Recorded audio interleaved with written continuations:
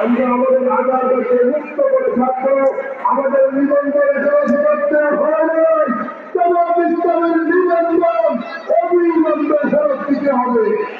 আমাদের দাবিগুলো আমাদেরকে ফেরত দিতে হবে। বাংলাদেশ জামাত ইসলামী আজকে এই বিপ্লব সমাবেশে আপনারা সবাই উপস্থিত হয়েছেন। আমি সকলের প্রতি কৃতজ্ঞতা জ্ঞাপন করছি। আইনশৃঙ্খলা বাহিনীর সদস্য, সাংবাদিক বৃন্দ, প্রধান অতিথি, বিশেষ অতিথি সহ জেলা উপজেলা জাতীয় শ্রমিক কল্যাণ সহ সকল নেতৃবৃন্দের প্রতি কৃতজ্ঞতা জ্ঞাপন করছি। আপনারা অবশ্য হবেন না, অস্থির হবেন না। আমরা শান্তিপূর্ণভাবে আমাদের কর্মসূচি পালন করব।